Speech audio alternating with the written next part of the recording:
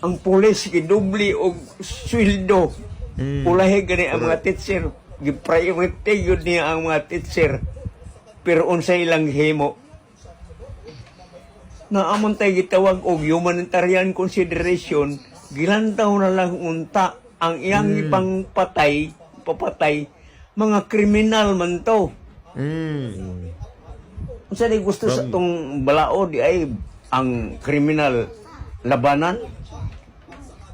Ato ganing nasod karon nagtalamak na ang droga. Grabe na. Grabe ho ito mga kababayan, sobrang nakakadurog ho ng puso itong panawagan na to ni Tatay na sana ay makauwi na ng Pilipinas itong si dating Pangulong Rodrigo Duterte. Pero bago ho lahat ng yan, isang like at isang subscribe, masaya na ho tayo dyan. Sa mga gusto sumali sa ating community, yung join button nandyan lang ho sa baba. Ayun na nga, magwa 1 million na ho tayo, baka hindi pa ho kayo nakasubscribe sa PH Update. 919,000 subscriber na ho tayo, baka kayo na lang hong inihintay para mag 1 million na tayo. I-click nyo na ho yung subscribe button dyan sa baba. Ayun na nga, at isa din ho sa pag-uusapan natin dito sa video na to, ang interview nitong si Attorney Salvador Panelo dyan sa ASPN sa Net25. Umpisa na ho natin ang video nitong si Tatay. Una, doon na si Duterte o boto na. Butar na using malimtan mo. Unsa? Ako kang giingnan pagbutar na to pag presidential election pagdagan ni Duterte. Ako kang giingnan kay na naman ko'y guide kay tungod sa kong katigulang. Unahagod na si presidente kung pagbutar nan kay basig malimtan na. Kaya ako Duterte, kukunda ko yun. Una, wala lang sila maglantaw sa katiguang dito Duterte. Dili naman ganin na magliso naman naglakaw. Mapuslan pa mo din na sa bilangguan. Kung pananglit mapriso si Digong. Ang kato kaning panahon ni Noy atong senator nga gipatay sa airport. Panahon ni President Marcos nga senior. Sobra na sila 70 edad, nagkasakit-sakit na. Gibuhian magani gi-release tungod sa humanitarian consideration. Si Duterte nga daghan kay nahimo sa Pilipinas na ay ang niya libre, daghan pa kaayong nahimo ni Digong. Ang pulis gidubli og sweldo. Ulahi gani ang mga teacher, gi-priority yun niya ang mga teacher. Pero unsay ilang himo. Naamon tay gitawag og humanitarian consideration, gilantaw na lang unta ang iyang ibang papatay, mga kriminal man to. Unsa di gusto sa tong balaod ay ang kriminal labanan? Ato ganing nasod karon nagtalamak na ang droga. Grabe na. Ramdam ho natin ang paghihinagpis nitong si Tatay. Yan naman ho talaga ang sentimiento ng ating mga kababayan. Hindi ko na masyadong naiintindihan yung mga sinabi ni Tatay dahil Bisaya ho pinipilit ho nating intindihin. Sa katunayan yan, nag-aaral ho tayo ng salitang Bisaya para ika nga napakaganda ho kasing dialect niyan, no? Salita ng yung Bisaya, kaya pinag-aaralan ho natin. Naiintindihan ho natin na yung mga natumba, mga yun, mga durugista, mga nanlaban yun, no? Tsaka yung ginawa ni dating Pangulo Rodrigo Duterte, hindi naman para sa kanya, para yan sa sambayan ng Pilipino. Ayun na nga mga kababayan, rekta na ho tayo dito kay Attorney Salvador Panelo. Panoorin ho natin to. Magandang umaga po, Attorney Sal. Thank you for accepting our invitation to join us this morning. Napatawag kami dahil nais ka namin hinga ng reaksyon. Isang resolusyon nga po inihain ni Senator Alan Peter Cayetano sa Senado, no, nananawagan siya sa pamahalang natin na igit po sa International Criminal Court o sa ICC yung pansamantalang pagpapalaya kay dating Pangulong Rodrigo Duterte. Payagan ito sana na manatili sa ilalim ng house arrest sa Philippine Embassy sa The Hague, Netherlands. And he was citing yung poor state of health of the former president. Nabanggit nga nung kanyang dating may bahay na si Elizabeth Zimmerman na butot balat na daw, no?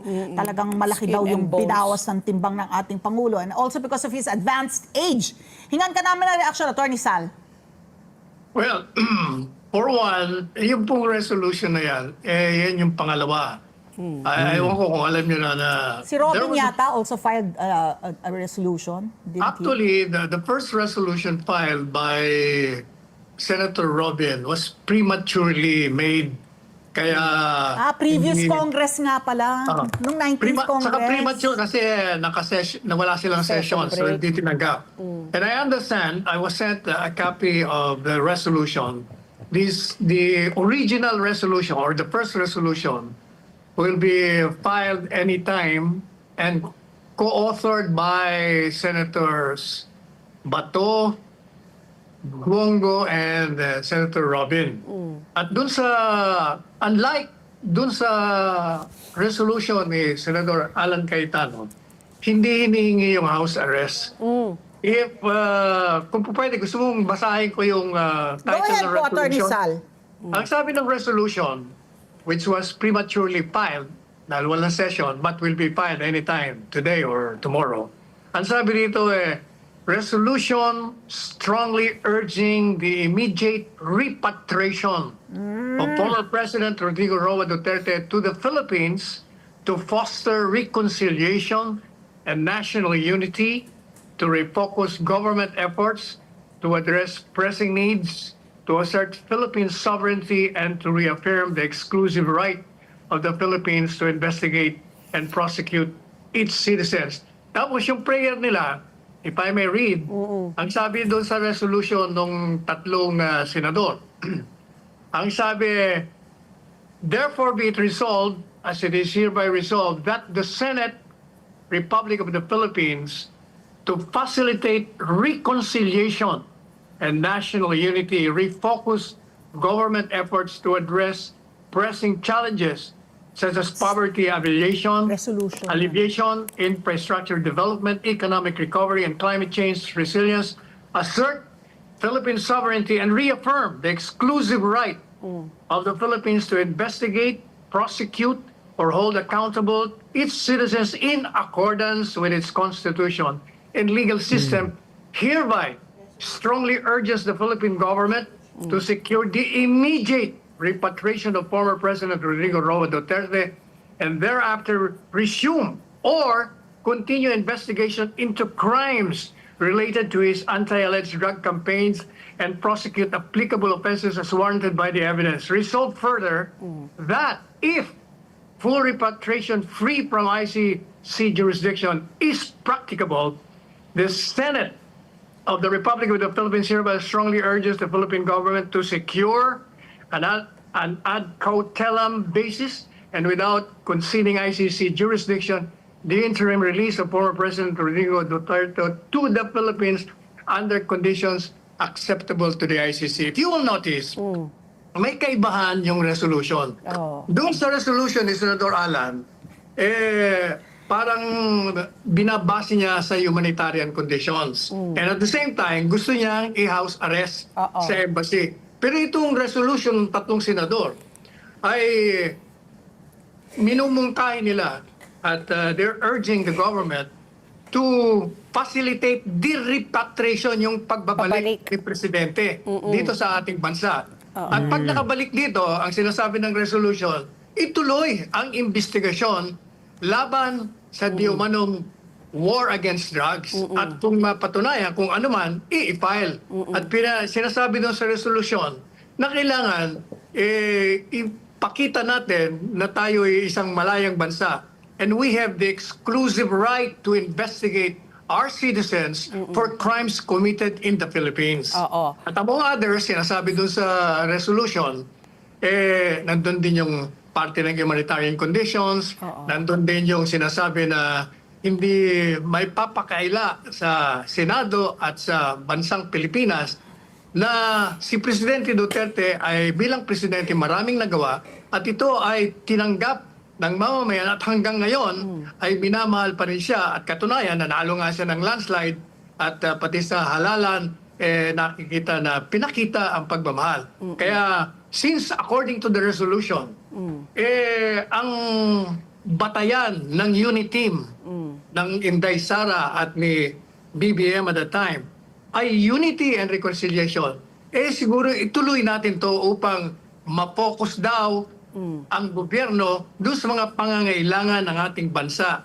Kaugnay sa tinatawag na poverty, lahat, infrastructure development and all that stuff. Madali sabi, sa tingin ko, habang halos pareho, except that dito, hindi siya pinapakulong ng under house arrest, kundi pinababalik siya rito at the same time, imbestigahan nyo. At kung meron, di-demanda nyo. Oo. Pero Attorney Sal, maganda nga yan. Kumbaga, best case scenario, no, yung talaga may pabalik siya.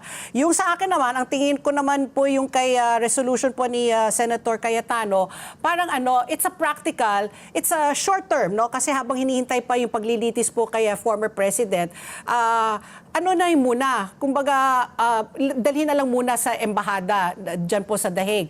Ang tanong ko po, is this something po na desisyon ba yan ng ICC o ng ating gobyerno? Kasi nandun na po si former President Duterte. Mahirap na talagang pabalikin siya eh. So, yung paglipat niya, kung sakali man itong short-term na resolution po na inihain ni Senator Cayetano, ang desisyon pa ho ba noon ay nasa ating gobyerno? Papakinggan ba tayo ng korte, ng Dahig, o nasa ICC po ang desisyon?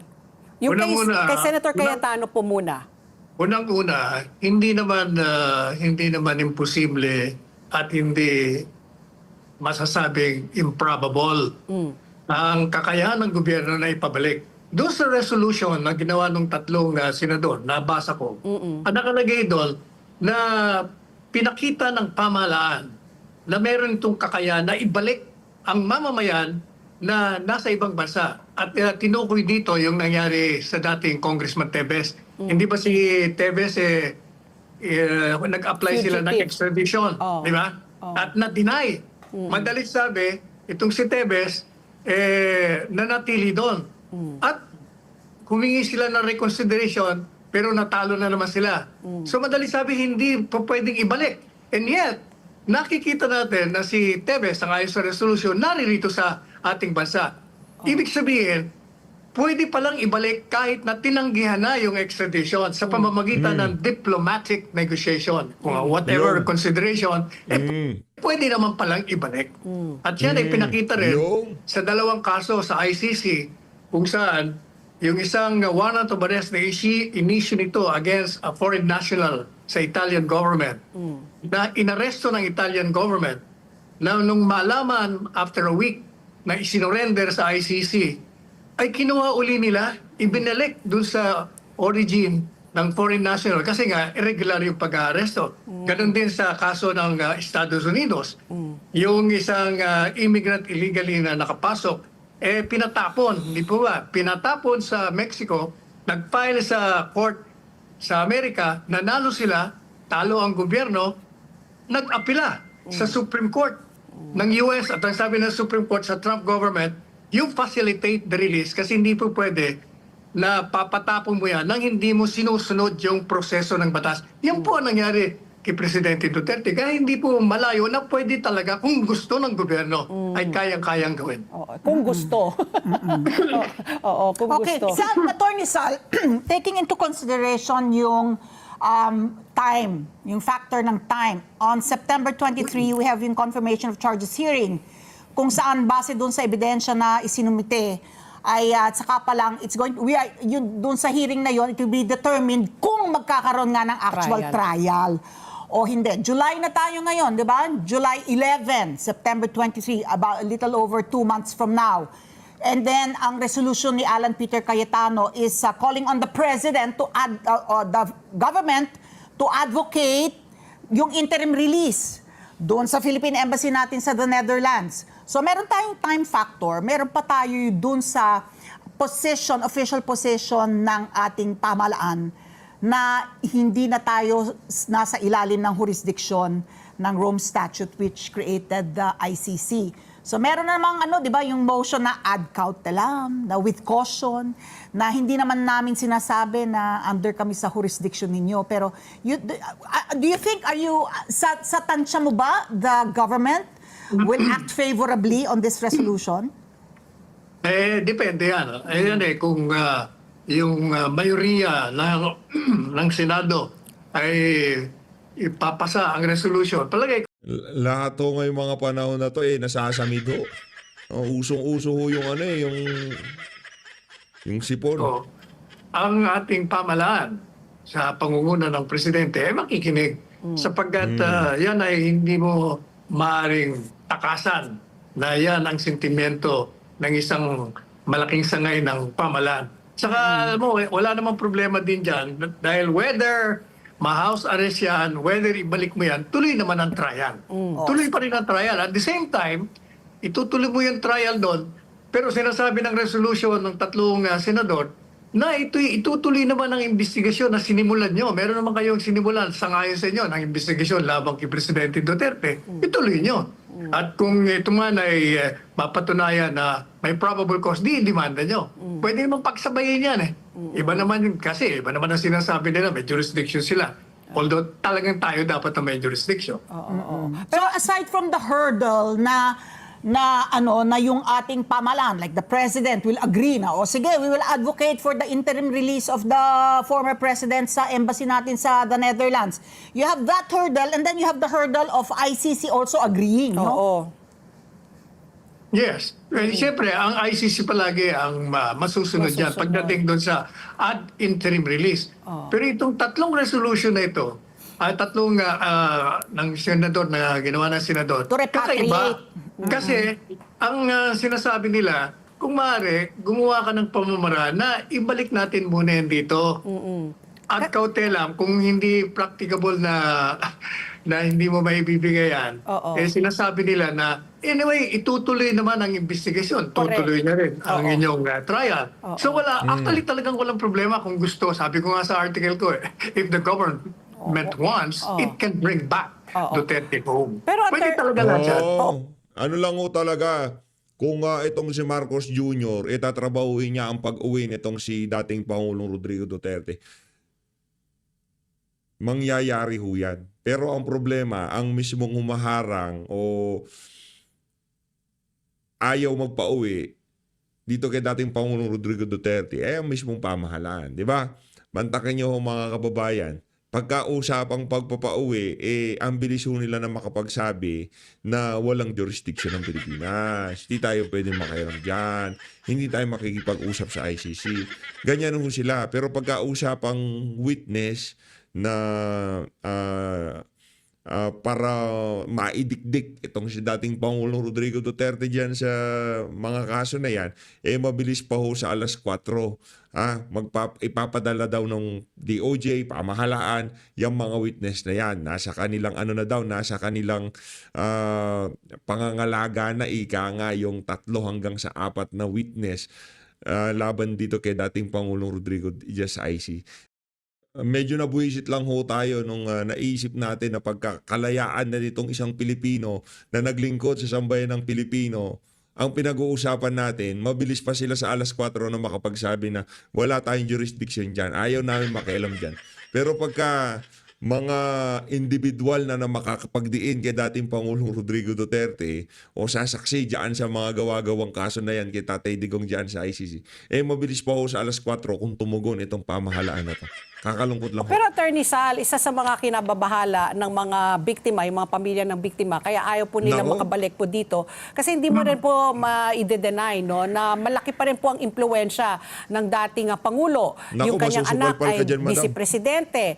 Yung dalawa niyang mga anak na lalaki, yung isa acting mayor, yung isa kongresista, tapos may mga apo na rin na, di ba, na nasa kongreso. So, his web of influence, that's why they're also afraid of his return. Is that something that you have also to consider? I disagree with that theory. You know why? Why? Kasi ano pa bang pinakamalaking impluensya kung hindi nung siya'y nakaupo bilang presidente ng bansa? Nung siya'y presidente ng bansa, yung mga complainants na yan, yung mga testigong yan, ay buhay na buhay. Subalit hindi niya ginalaw, he could have done something about it. But he never did anything at all. Pinabayaan niya lang pinabayaan. Kung nung siya'y makapangyarihan, presidente, wala siyang ginawa. Ngayon pa. Yan ang point ko dyan. Simple lang. Di nasupalpal ka, madam. Makapangyarihan. Presidente nga, but 'Di ba? Nakakaloko lang kung isipin itong mga naratibo ng mga makakaliwa at mga galit na galit kay dating Pangulong Rodrigo Duterte, hindi ko natin malaman kung paano nasisikmura nito mga media na to, nasakyan. 'Di ba? Yung mga ganong klaseng naratibo, huwag palayain si Duterte, kawawa naman na yung mga biktima, natatakot sila, kabalbalan. Okay, sige. So, abangan kung ano yung papakinggan itong resolution ng tatlong senador or yung kay Senator Alan Peter or none of the above. Ganda ng tawa mo, madam. Ayun na nga mga kababayan, rekta na ho tayo. Speaking of Senator Alan Peter, talagang taas na respeto natin dito sa mama na to. Ngayon, Magandang gabi po sa atin lahat. So, very busy day but very productive from lunch meeting tapos naghabol at nakapagpagupit ng konti kasi taping ng CIA with BA tomorrow. Please give us feedback kung nagugustuhan niyo po yung one-on-one namin ni Kuya Boy. We're doing that partly so that may mas mahabang explanation sa mga current events, not necessarily political, it can be social, economic, because I want to keep CIA with BA more really as a non-partisan discussion sa community natin. Luis Aaron Sakay, heart grabe, pati pabalik, itong thank you. Una kang Si Sen Alan, bumate tonight. pati itong si Sen Alan, nasasamid din ho siya. Uso talaga. Bong Javier, mga magandang kababayan. gabi sa iyo.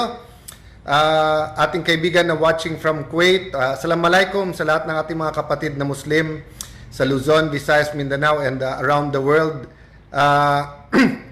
Jonathan Rua Molina, inunahan mo ako. Productive kasi nag-file ng reso. Actually, we filed 9 bills. Magaganda yung bills, pero syempre ang pipick upin talaga ng media. Yung reso, I'll explain to you guys tomorrow. I'll take time to explain. But I really truly believe in my heart, it's a win-win for the country, for whatever side you are politically. Yung house arrest or embassy arrest, doon naman yun sa Netherlands. So, win din yun para sa korte. Pero syempre, yung number one natin is yung health ni President Duterte. Remember, he is innocent until proven guilty. So, napaka-importante nung kanyang Mahalaga ho yun, mga kababayan. mental, emotional, and physical well-being. Jenny Bermudez, Nelson Ogalinola Arca, good evening sa inyo. Mabilis lang po umakyat. Marami kayong bumabati ngayon. John Mark Cayetano, Mary Lee Pogoy, watching from Israel. Shalom sa inyo. Guys, don't forget minsan kasi pag wala na sa news, nakakalimutan natin to pray for the Middle East, for Israel, for peace in the region, understanding, for yung mawalan ng doon ng human suffering talaga kasi volatile talaga yung region. And tandaan nyo po, milyon ang Pilipino sa Middle East. Zabala Flordelis Emmanuel, yan po. Debbie T. Imalay from New York, NY. Explain ko na lang po bukas So guys, di ba ang life is a journey So talagang pagkabata ka, talagang yung activism mo, idealism, hindi dapat mawala yung idealism mo pagtanda mo. Pero kailangan yung wisdom mo naman lumalaki. So it's just that when you're older, you see certain cycles, you see what can be done, what cannot be done. Pero when you're younger kasi, 'di ba, hindi mo tatanggapin na basta that cannot be done. So may role talaga lahat But yung pinag-uusapan namin ni Brother Jeremiah ngayon, yung, if I'm not mistaken, kay Dr. Miles Monroe ko narinig yon na pag may ipapagawa sa yung Panginoon at hindi mo ginawa, don't steal from this generation. Because if you steal from this generation, if you steal something, kung hindi mo gawin yung dapat mong gawin, baka isang generation ang nakawan mo. Ang example dyan si Moses, di ba? What if hindi pumayag na pumunta sa Pharaoh at ipaglaban na ang Israelites ay makaalis ng Egypt. Magpapadala ang Panginoon ng iba. Pero it could have taken 1 day, it could have taken 5 years, it could have taken 500 years. In the meantime, ano nangyari? So I wonder talaga, sa Pilipinas, ilan beses nananakaw yung ating destiny or opportunity, di ba? So, Shireen Banog Mamao, watching from the Kingdom of Saudi Arabia, Jocelyn Balcoba, Filda, yes, dapat makauwi. So, tatloy po yan, di ba, yung conditional release niya. Kung makukuha naman, no problem. Kaya lang nga, marami na nag-object. Tapos, medyo nakikita ko kasi yung politika ng human rights sa Europe. I'm not saying mapolitika ang human rights. I'm saying iba ang takbo doon. And parang napakalaking price para sa kanila sa ICC na para bitawan ang kaso na to, even if marami sa atin ay tingin wala silang jurisdiction.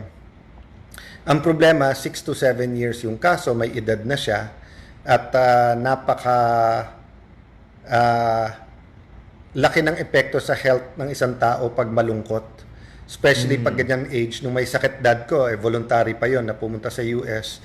Pero yung lungkot niya na malayo sa ibang pamilya, malayo sa bansa niya, malayo sa mga barkada niya, it takes its toll So that's why when we drafted the resolution, pinagpuyatan yan ng ilan staff natin, lawyers natin. So I really thank all of them.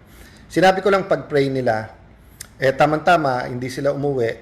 Nung sinabi kong umuwi na sila, I think that was like 9-10 o'clock.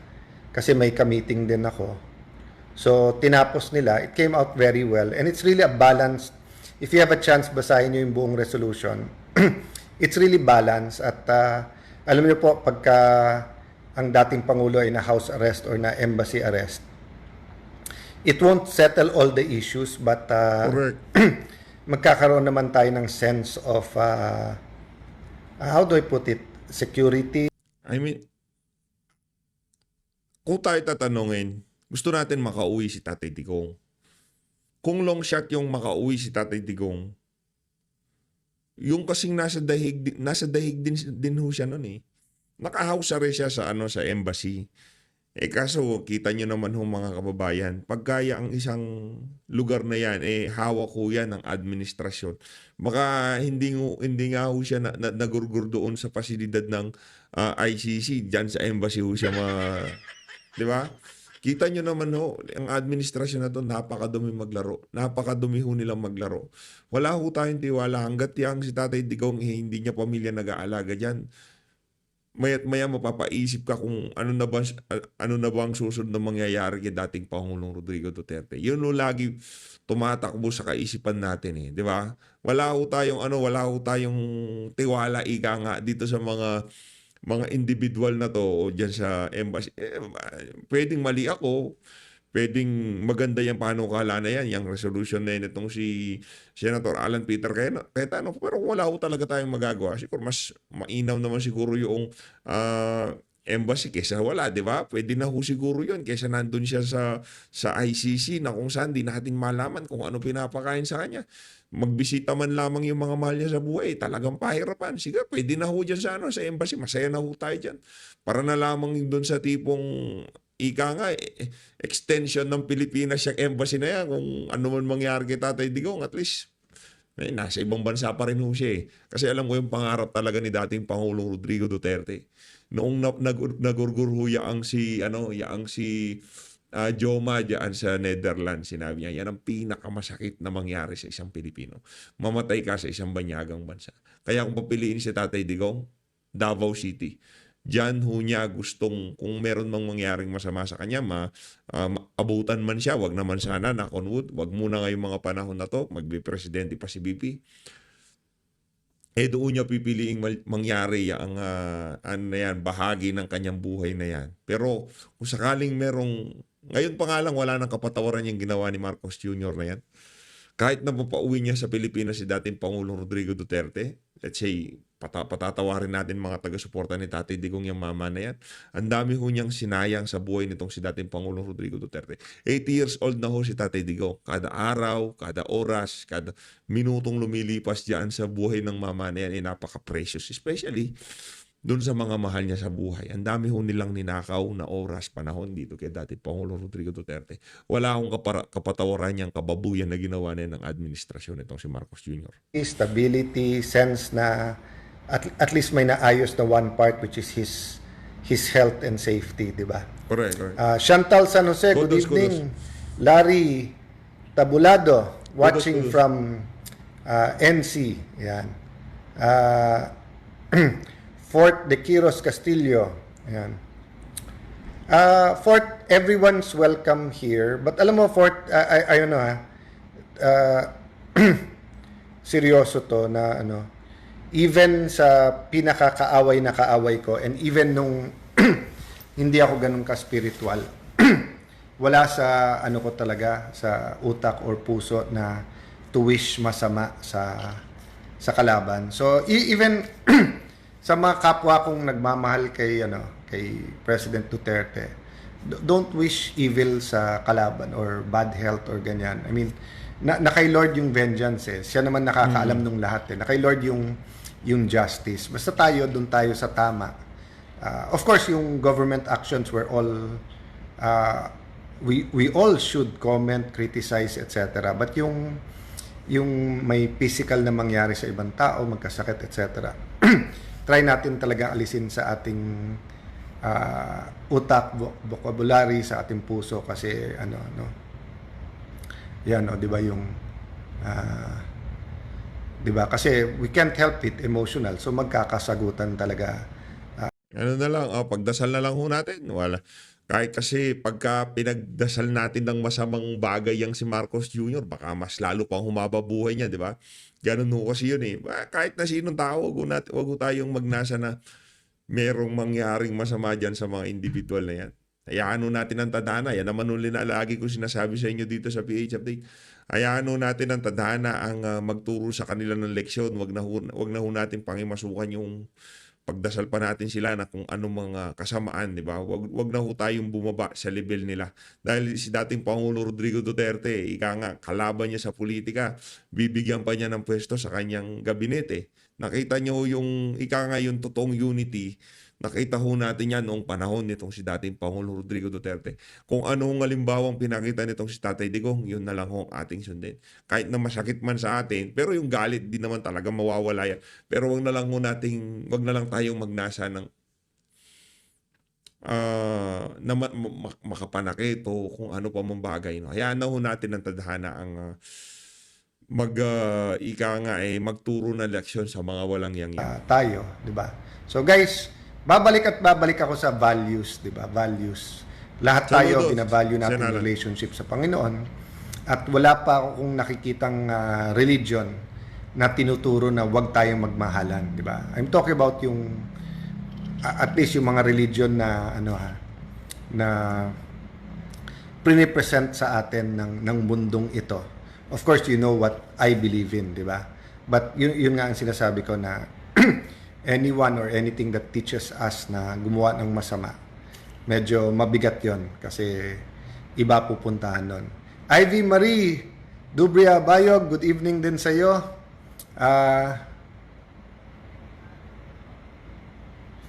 Maybe I can pray, ano sabi niya? For all due respect, sorry.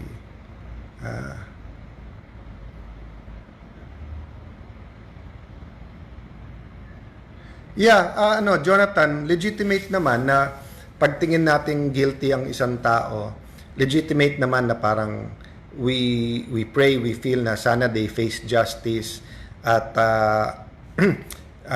if we think we're guilty, sana matulan, but kasi yung humanitarian side or yung that's why yung pag sinabi sa Bible, etc., di ba, yung unless of course death penalty na guilty na, di ba? Then, but ang sinasabi ko, yung pagka, for example sa akin binibisita ko po yung mga nakakulong sa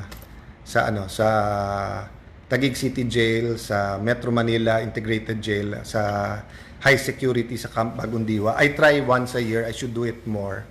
And I don't believe na even if mahatulan guilty doon sa bilibid naman sa Muntinlupa, that they should suffer.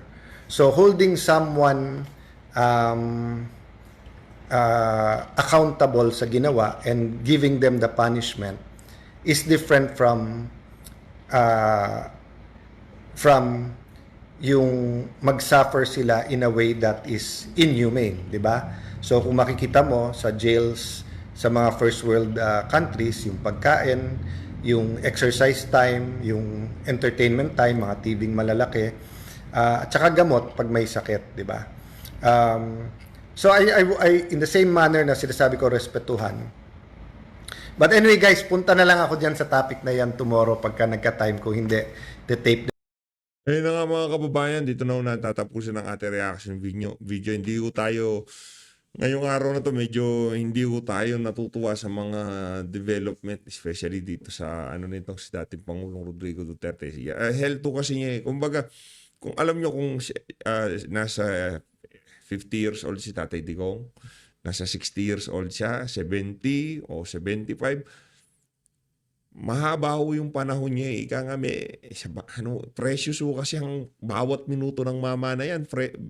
Precious ho sa mga mahal niya sa buhay. Hindi na si dating Pangulo Rodrigo Duterte, kahit yung mga kamag-anak natin, mga mahal natin sa buhay, kada segundo, kada minuto lumilipas, napaka-precious para sa atin. Ang problema ho, itong si dating Pangulong Rodrigo Duterte, hindi lang ho siya basta ama ng isang pamilya. Hindi lang ho siya basta asawa hindi lang ho siya lover boy ng napakaraming chicks. Di ba? Hindi lang ho siya ganon. Marami hong Pilipino ang nagmamahal sa kanya. Marami hong Pilipino ang gusto ho siyang masulyapan. Ika nga, adik sila dito kay dating Pangulong Rodrigo Duterte. Hindi lang ho siya basta-basta naging presidente.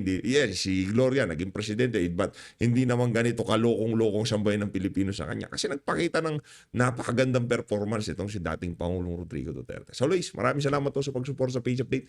Pagdasal ho natin ng Pilipinas, si dating Pangulong Rodrigo Duterte at lahat ng pinuno ng ating bansa. Mahalin ho natin ang Pilipinas.